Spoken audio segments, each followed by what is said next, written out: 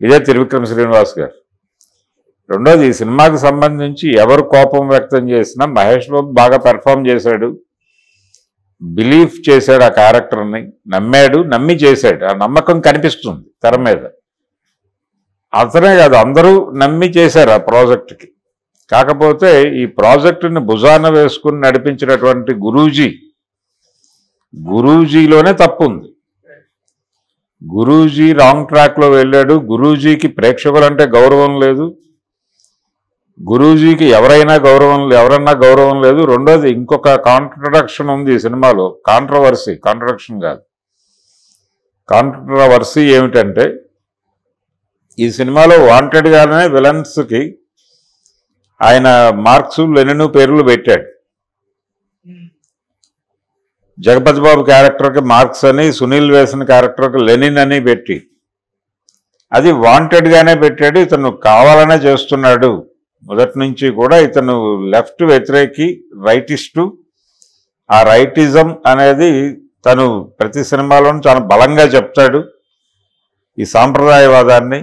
అందుకనే అతను ఈ సినిమాలో వివాహేతర సంబంధం గురించి నెగిటివ్గా మాట్లాడతాడు. పాజిటివ్గా మాట్లాడాల్సిన విషయం నెగిటివ్గా మాట్లాడతాడు. అదొక దుర్మార్గం.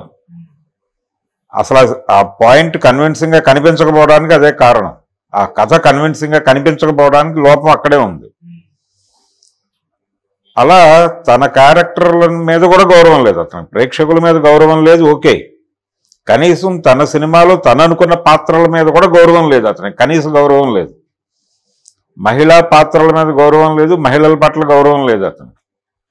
ఇన్ని ఇబ్బందులు ఈ సినిమాలో పెట్టుకుని వాళ్ళెవరో రివ్యూ తప్పు రాశారు, లేకపోతే ఇంకెవరో, మీరు ఇంకో రివ్యూ రాయించండి.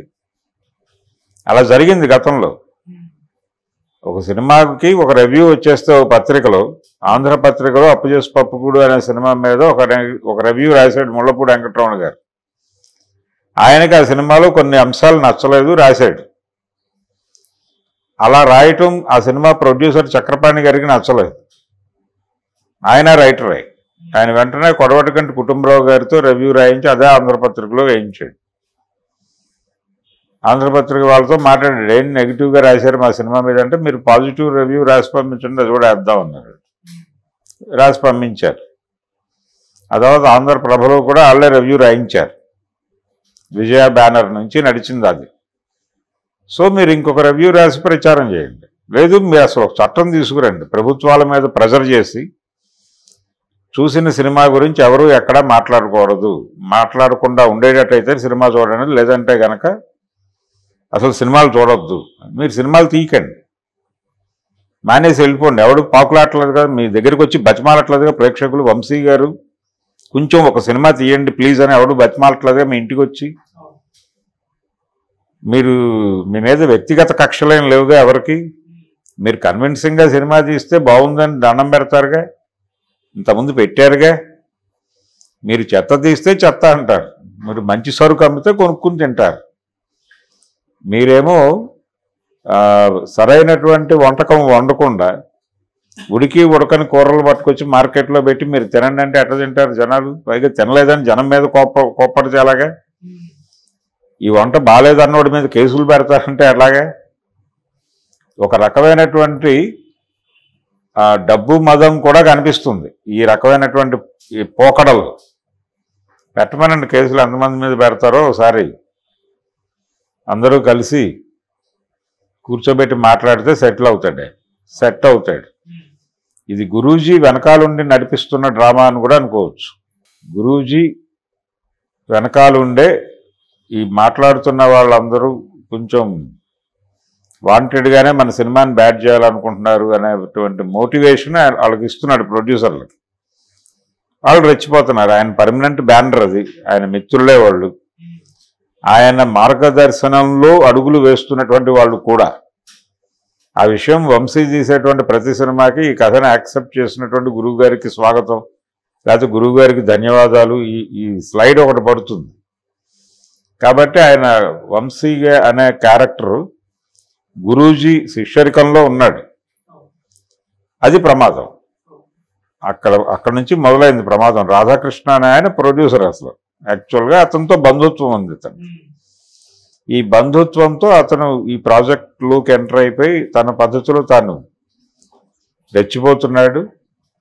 దిల్ రాజు గారు కూడా మొన్న ప్రెస్ మీట్ పెట్టినప్పుడు ఆయన అన్నమాట ఏంటి, కలెక్షన్స్ బాగానే ఉన్నాయి అంటే మార్కెట్కి ఒక హోప్ ఇవ్వాలనుకున్నాడు, మాట్లాడాడు. బలంగా కూర్చోలేదు. ఆయన చెప్పింది ఏంటంటే నైట్ షో దగ్గర నుంచి నెగిటివ్ మొదలైంది, మార్నింగ్కి సెటిల్ అయింది అన్నాడు. ఉదయం వచ్చిన వాళ్ళు ఎవరు? ₹1000 పెట్టి టికెట్లు కొనుక్కున్న వాళ్ళు కాదు. నైట్ వచ్చిన వాళ్ళు ₹1000 పెట్టి టికెట్లు కొనుక్కున్న వాళ్ళు హర్ట్ అయ్యారు. మార్నింగ్ రివ్యూస్ కూడా పెద్ద పాజిటివ్గా లేవు. నిజానికి మార్నింగ్ పబ్లిక్ ఒపీనియన్ కూడా నెగిటివ్గానే ఉంది.